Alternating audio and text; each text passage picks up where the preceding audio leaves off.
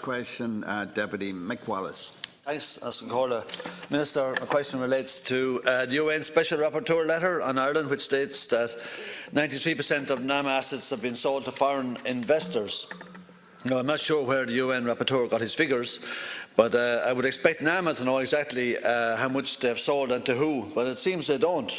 In a press release last week, they stated that 69% of its asset sales went to Irish companies, but last November, NAMA told the PSC that 69% of its assets were sold to foreign companies. Maybe, Minister, you might be able to give me a definitive answer. Minister, 2 minutes. Deputy, I'm advised that the formal response to the UN joint communication relating to housing will be delivered by the Taoiseach in early May, and that the input for this response is now being gathered, including from my own department. In relation to the UN communication relating to NAMA, I want to clarify a number of points.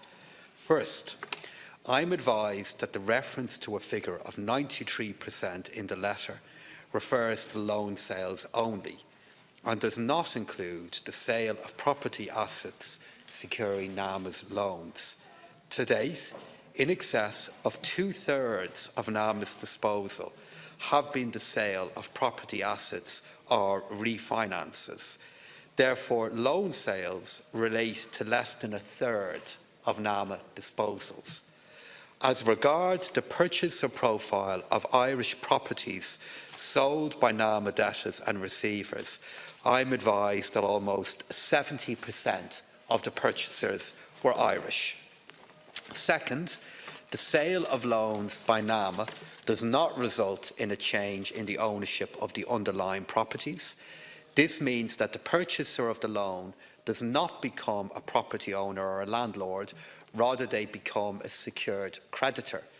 The registered owner, be they Irish or foreign, retains ownership of the secured property. And third, foreign assets have accounted for approximately 45% of the assets included as collateral for loan sales undertaken by NAMA. Thus, it is incorrect to infer that loans purchased by foreign investors are secured by Irish assets only. And I can assure the Deputy that all those points will be made to the United Nations. Deputy Wallace, 1 minute. Thanks, Minister. There is a play on language here. Of the 74 billion that went into NAMA, what percentage ended up with foreign entities?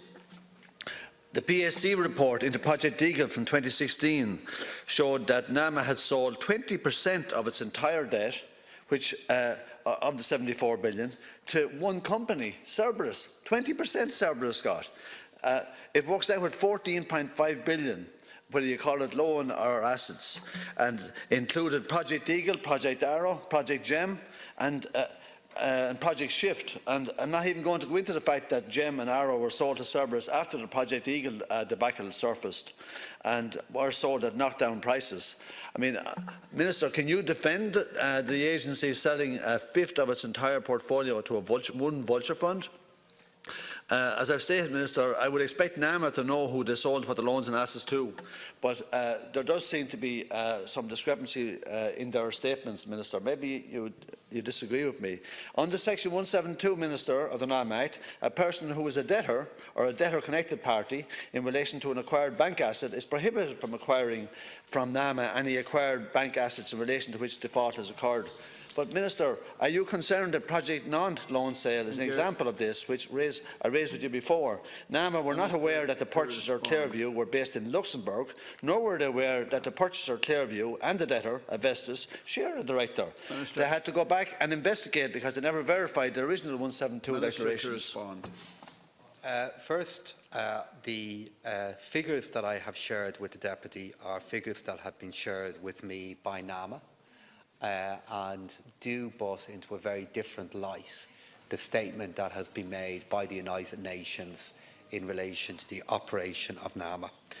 And by sharing this information with the Taoiseach, I've no doubt at all that these perspectives will then be shared with the UN in response to the communication that they've issued. The Deputy has referred to a number of specific matters there in relation to the operation of NAMA, and I want to tell the Deputy, despite our difference in views on the matter, that I am fully satisfied that NAMA has acted in accordance with its mandate in relation to the disposal of its assets. The Deputy will be aware of the different pieces of work that are underway in relation to the operation of NAMA. I'll await their outcome, but I remain satisfied in the matters that have been raised with me that NAMA have operated in line with their mandate. Final and supplementary. Minister, 352 million was owed on Divestis assets. Sold back to them. They got them back for 26 through a shell in Luxembourg. How can you stand over that, Minister? And listen, Minister, on a different issue, right? You might be aware of, in a recent case in the US involving a NAMA debtor versus NAMA and the National Asset Loan Management, it was argued by NAMA that NALM was a sovereign and therefore subject to the Foreign Sovereign Immunity Act, which prevents lawsuits being brought against other countries. The US court accepted NAMA's argument that NALM was a foreign sovereign, but this has now been challenged. Minister, as you are aware, NALM is a private company. Your department has indicated to the IMF, World Bank, ECB and Eurostat that the National Asset Loan Management is 51% privately owned, which was done to get around the state aid rule. I'm just checking to whether your department, Minister, has any involvement in the US court case, or if you might be concerned that NALM is being portrayed as a state entity, when in fact it's a private entity, which he made sure it was. Minister to respond. I'm not involved in the detail or decisions that are made in individual court cases. You'll be aware of how NAMA is set up. I'm responsible for setting their mandate. I'm responsible for influencing and setting what are the objectives that they want to fulfil, but they then have independence in relation to how they go about that. And of course, that firewall is also in place to ensure they're able to fulfil their mandate in a proper way, which is what they're doing. I'm not aware of the detail of the individual American court case the Deputy is referring to, but I will get some information in relation to it. And finally, I know the Deputy always raises matters like this because of an interest in the common good and in public interest.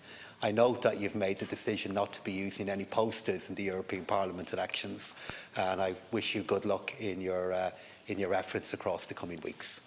Now